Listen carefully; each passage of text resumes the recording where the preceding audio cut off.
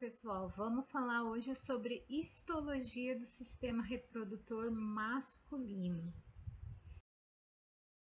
Tratando da anatomia, quais são os órgãos que compõem esse sistema orgânico?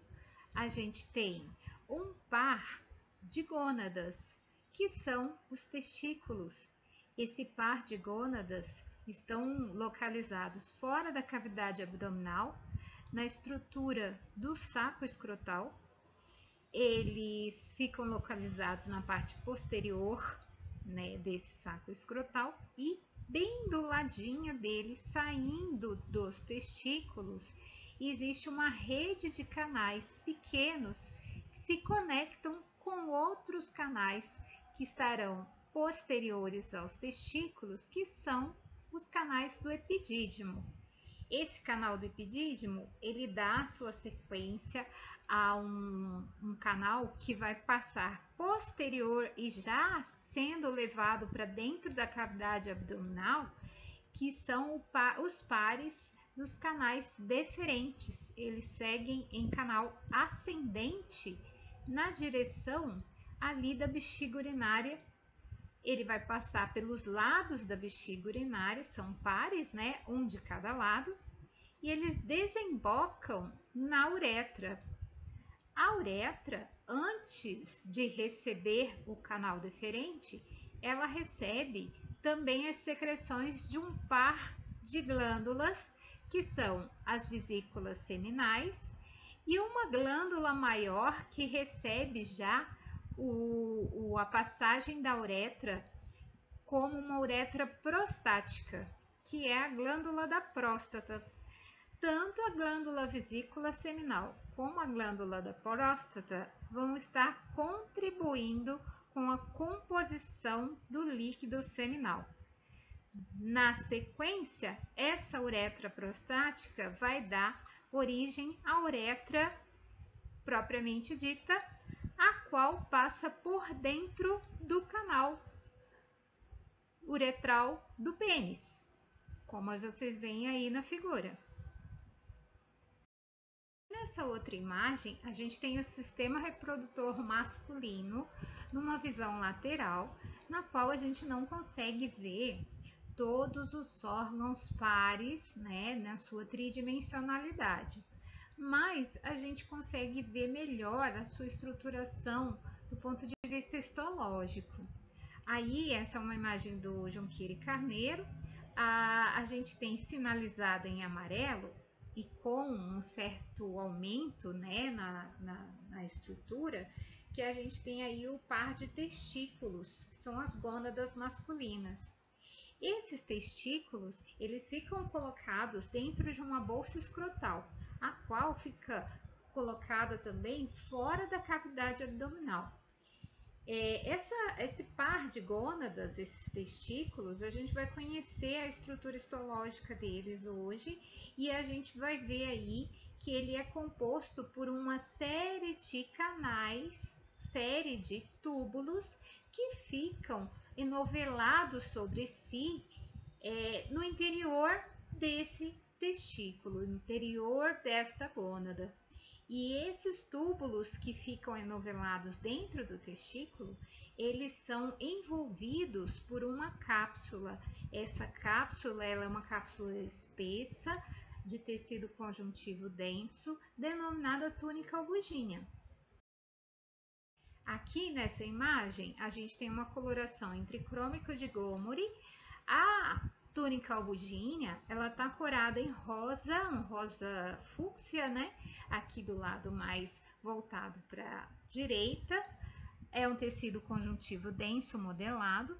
E no interior da gônada, a gente tem vários túbulos posicionados em diferentes posições. A gente tem túbulos longitudinais, túbulos transversais, túbulos oblíquos. Esses túbulos aparecem em diferentes posições devido à face de corte, por serem túbulos que são enovelados sobre si mesmos, como se fosse um grande prato de espaguete o qual você cortou com garfo e faca, e aí você tem lá pedacinhos do seu espaguete em vários formatos diferentes. É a mesma analogia que a gente pode fazer com os testículos.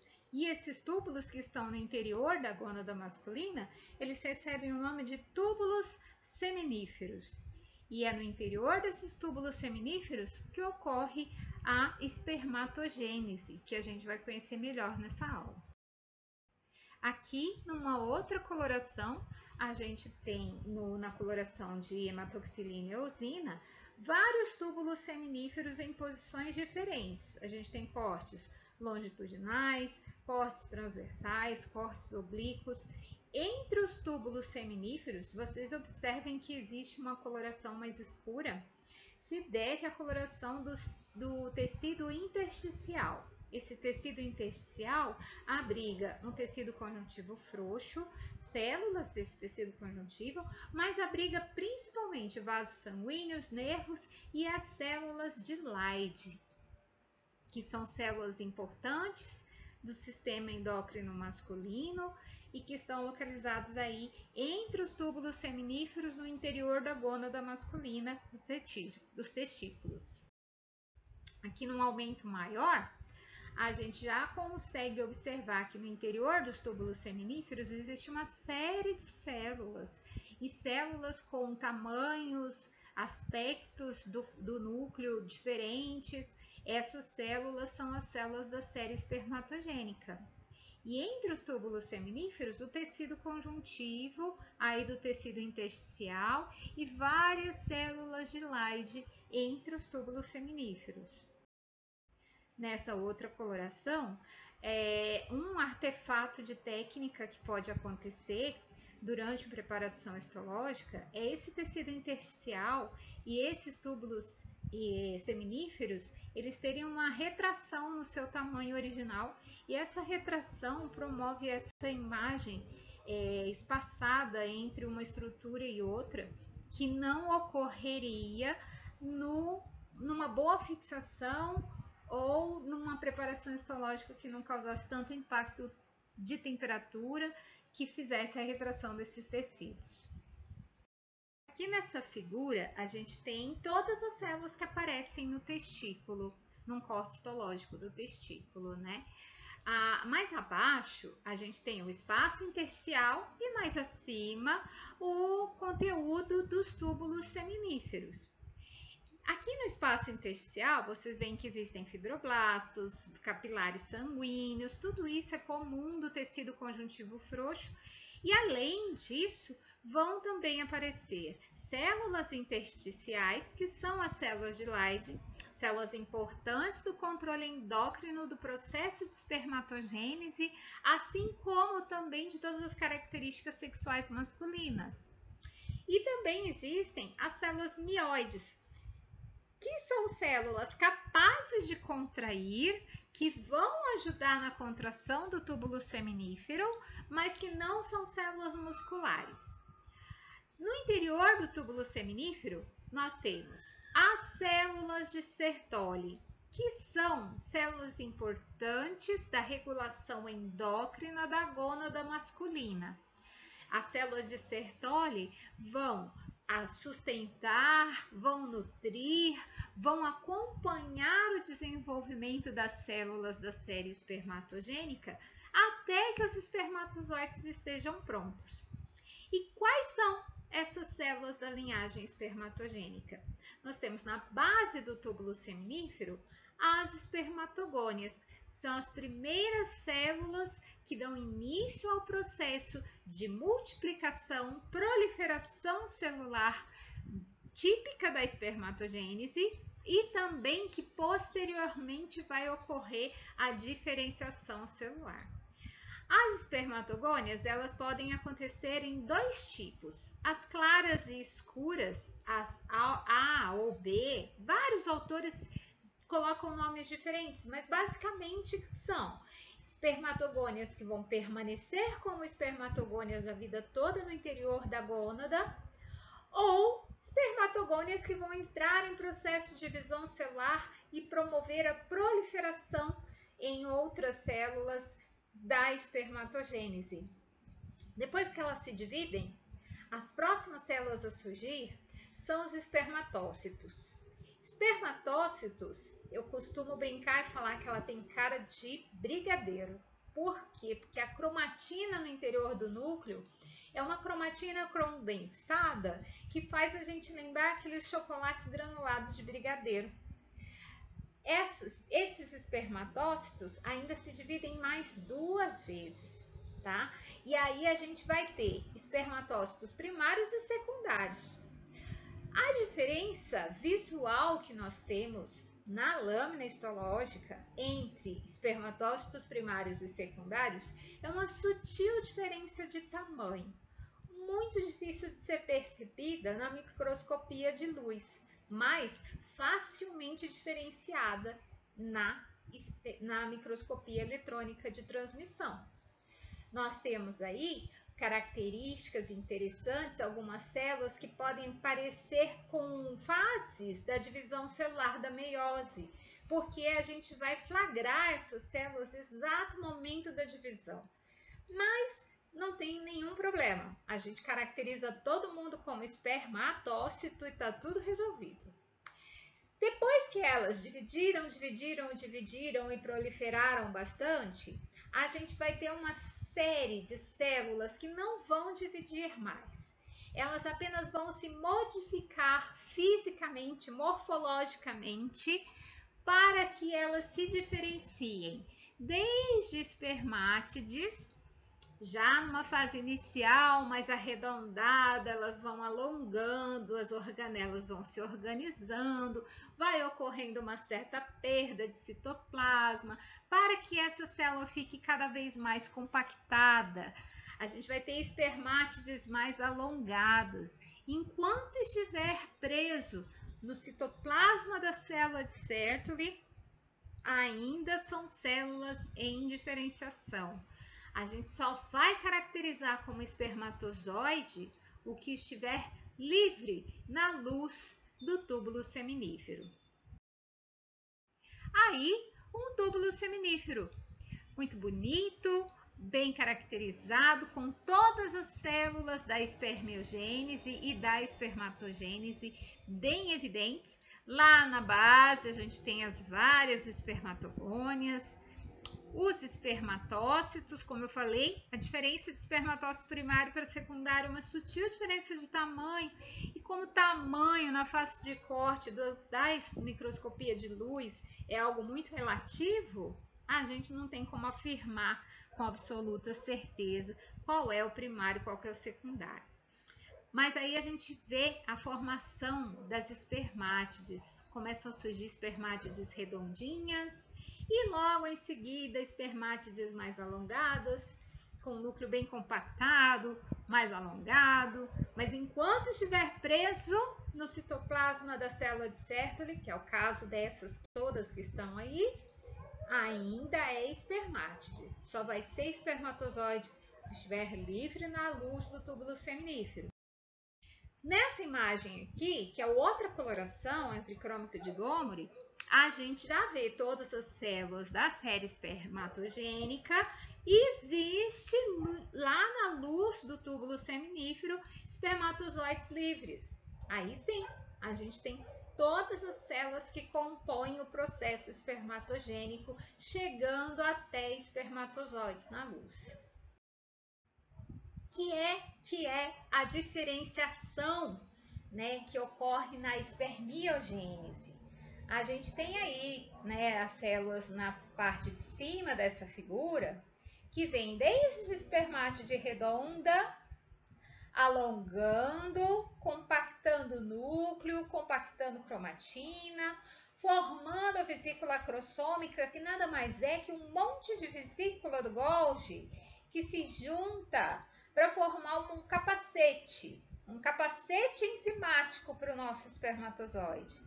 Esse capacete enzimático que vai ser capaz de digerir ali, né, a zona pelúcida do ovócito para fazer a penetração no ovócito e conseguir fecundá-lo.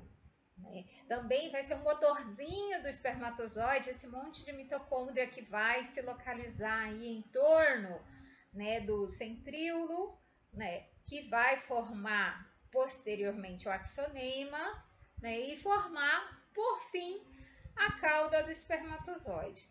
Essas medidas que aparecem aí são as medidas que o livro do Junqueira e Carneiro toma como padrão para as medidas de um espermatozoide de mamífero. Claro que isso varia muito. A forma do núcleo, a forma do acrossomo, componentes do acrossomo, componentes da peça intermediária, do flagelo, tudo isso muda muito entre uma espécie e outra. E se você estivesse perguntando o que acontece com esses corpos residuais, esse excesso de citoplasma que vai ser jogado fora durante o processo espermatogênico, a resposta é: um pouco vai ser fagocitado mais para frente por células do canal do sistema reprodutor masculino, e um pouco vai permanecer ali no testículo e vai ser fagocitado também pela célula de Sertoli. Ali, olha que lindo! Esse corte mostrando células de Leydig, bem no centro da estruturação aí desse tecido intersticial, que está entre 4 túbulos seminíferos. Essa célula de Leydig, ela recebe hormônios da hipófise, os modifica, os transforma e os libera na circulação sanguínea ou faz uma comunicação, uma sinalização celular para a célula de Sertoli que está dentro do túbulo seminífero, ajudando a desencadear o processo de espermatogênese. Como que isso acontece? Como que é essa resposta, essa comunicação entre hipófise e gônada? A hipófise vai produzir continuamente os hormônios FSH e LH. Cai na circulação sanguínea, migra até a gônada. Quando chega lá na gônada, o LH vai estimular as células de Leydig que estão no tecido intersticial. O FSH vai estimular a Sertoli, que está dentro do túbulo seminífero. Quando o LH estimula as células de Leydig, ele estimula a síntese de andrógeno. Esses andrógenos caem na circulação sanguínea e ajudam a manter as características sexuais masculinas. Quando o FSH estimula a célula de Sertoli, ele estimula a síntese do ABP, hormônios que vão estimular o processo de espermatogênese, a formação de espermatozoides. Esse processo ocorre continuamente com uma retroalimentação negativa do andrógeno sob hipotálamo, caso esse LH esteja chegando em excesso na gônada. Mas a produção de FSH não faz feedback com a hipófise. Essa produção de FSH é contínua enquanto o homem tiver vida reprodutiva. Pode acontecer uma liberação de inibina caso a produção desses espermatozoides esteja sendo maior do que a capacidade de liberação. Mas isso é muito raro de acontecer. Na maioria das vezes não há necessidade. Outro órgão importante que a gente vai conhecer hoje é esse órgão que está abraçando os testículos ainda dentro da zona da região do saco escrotal.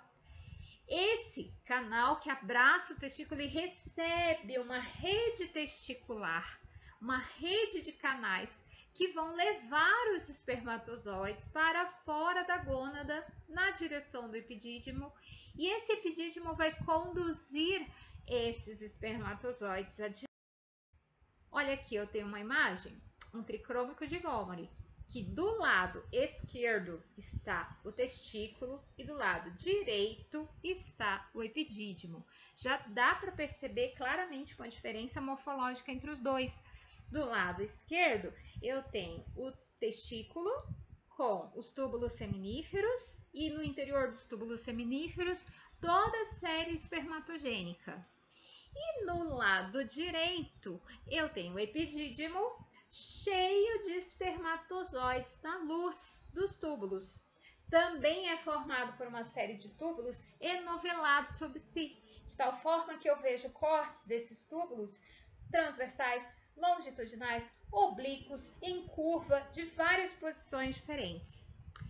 Assim como o testículo, o epidídimo também é todo envolvido por uma cápsula, uma túnica albuginha, que também é de tecido conjuntivo denso modelado. No aumento maior, olha só como é semelhante essa túnica albuginha, tá? Muito semelhante entre o testículo e o epidídimo. Já dá para ver características melhores aí do nosso epidídimo, que é formado por túbulos revestidos por epitélio e que tem entre um túbulo e outro, além do tecido conjuntivo denso modelado que migra da túnica albuginha para o interior do órgão, também muito músculo liso, que ajuda na contração desses túbulos e no impulsionamento dos espermatozoides que estão na luz desses túbulos.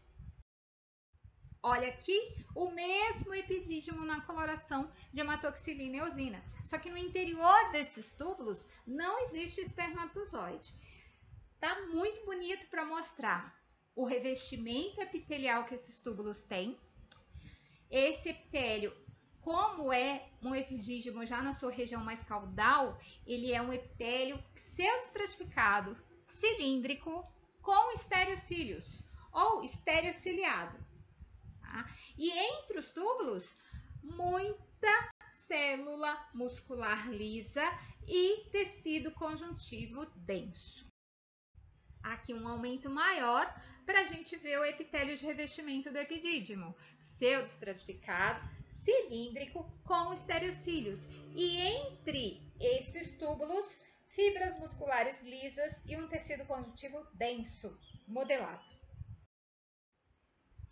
Outro órgão importante do sistema reprodutor masculino, agora seguindo num canal ascendente na direção da cavidade abdominal, já está fora da bolsa escrotal. A gente tem o canal deferente, tá? Esse canal ele é um canal único que segue num trajeto ascendente na direção das vesículas seminais e da próstata, que são glândulas que vão abraçar este canal. O canal deferente, ele é revestido por um epitélio muito parecido com o epitélio do epidídimo, só que é um ducto só, né? E esse ducto, ele é mais ou menos preguiado, ele tem uma luz preguiada, e ele tem em torno dele tecido conjuntivo denso modelado e muitas fibras musculares lisas, formando camadas de músculo liso, em que a gente tem uma longitudinal interna e uma circular externa. Essas camadas musculares contraem no movimento ritmado, parecido com o movimento peristáltico, e ajudam a impulsionar os espermatozoides que estão na luz desse canal para o caminho ascendente que ele tem que fazer. Aqui uma imagem em hematoxilina e eosina, mostrando o canal repleto de espermatozoides. Ele tem o epitélio cilíndrico estereociliado, pseudoestratificado cilíndrico e estereociliado. Ele tem tecido conjuntivo denso no seu entorno, uma camada muscular longitudinal interna e uma circular externa. Essas camadas musculares são de músculo liso. Aqui um aumento maior, mostrando as camadas musculares circular externa e longitudinal interna. Quando este canal deferente chega lá em cima, perto da bexiga urinária, ele encontra a vesícula seminal. A vesícula seminal, olha que corte histológico bonito, tá? Numa coloração de hematoxilina e eosina. É uma série de canais glandulares, tá? Esses canais glandulares são revestidos por epitélio cilíndrico simples. Eles produzem uma secreção que é jogada na direção do canal deferente. Então, entre esses canais glandulares, existe muita fibra muscular lisa também. que um aumento maior de um canal glandular da vesícula seminal, a gente tem no interior desse canal várias secreções, né, dessa produção, dessa secreção que vai contribuir com a formação do líquido seminal, porque até agora no trajeto só tinha espermatozoide. E agora ele recebe essas secreções da vesícula seminal que contribuem com a formação do líquido seminal. Veja aí o epitélio cilíndrico simples, tá? Formando várias dobras, várias curvas aí desse epitélio, e envolvendo este epitélio a gente tem tecido conjuntivo e fibras musculares lisas. Também abraça o canal deferente. Nessa região, o canal deferente se encontra com a uretra e forma um canal só. É neste lugar também que abraça a uretra e abraça o canal deferente, que estão formando um canal só, a glândula da próstata. Essa glândula da próstata, ela vai ter no seu interior a uretra, que já é uma uretra prostática, que já recebeu a secreção do interior do ducto deferente. Ela possui várias glândulas tubulares que terminam em ácino, tá? Que fazem um movimento circular em torno dessa uretra prostática. A próstata tem uma região mais centralizada, mais rica de secreções, uma região de transição e uma região mais periférica. Essas regiões, elas modificam conforme a quantidade de ácidos secretores que existem na glândula, tá? De tal forma que, olha essa imagem histológica, a gente tem lá do lado esquerdo um canal da uretra prostática e em torno dessa uretra prostática várias glândulas revestidas por tecido conjuntivo, sustentadas por um tecido conjuntivo liso, tecido conjuntivo frouxo, e também algumas fibras musculares lisas. Na imagem da direita, a gente tem um aumento, né, uma imagem aumentada desse epitélio glandular da próstata. Esse epitélio glandular, que é um epitélio cilíndrico simples, também produz uma secreção que é lançada para a luz e que chega até a próstata pelos canais dessas glândulas.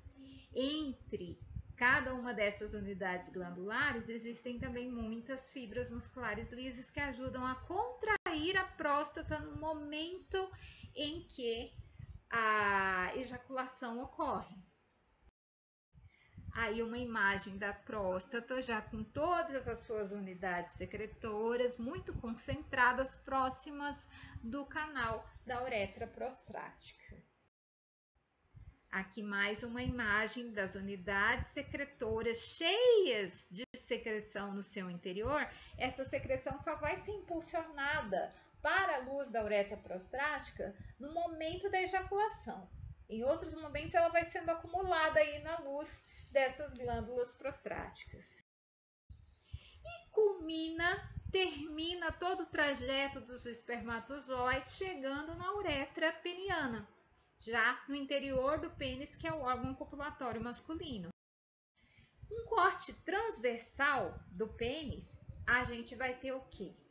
Uma veia dorsal, que fica mais voltada para a região, trazendo a vascularização. Essas veias vão ramificar e interiorizar aí essa região que tem uma túnica albuginea por fora e tem corpo cavernoso na parte mais interna. O que é esse corpo cavernoso? Ele é um tecido conjuntivo frouxo, cheio de capilares do tipo fenestrados. Lembram o que é um capilar fenestrado? É aquele capilar que tem um monte de abertura na parede endotelial, né? Aí, quando existe o estímulo nervoso para a ejaculação, o pênis vai ficar ereto. Por quê? Porque vai chegar muito sangue através dos vasos sanguíneos Esse sangue vai chegar nessa região do corpo cavernoso, que é cheio de capilar fenestrado, ele vai extravasar para o tecido conjuntivo, vai ficar bem cheio de líquido e vai ficar entumecido, vai ficar, né, rígido, certo? Mais abaixo vai ter outro corpo cavernoso, também cheio de capilares, tá, fenestrados, mas é no interior desse corpo cavernoso, mais abaixo, que é uma região mais ventralizada, a gente tem a uretra, e é pela uretra que vão chegar os espermatozoides. Revestindo toda essa estrutura, a gente tem a pele, né, que é uma estrutura que a gente já viu em aulas anteriores e que a gente já sabe como que ela é composta. Essa imagem histológica foi uma montagem de acho que foram 5 fotografias para a gente conseguir colocar toda a estrutura do pênis numa fotografia só. Então a gente tem aqui a uretra, aqui um corpo cavernoso, aqui outro corpo cavernoso e aqui a pele que faz o revestimento da estrutura do pênis. E por aí a gente termina a aula de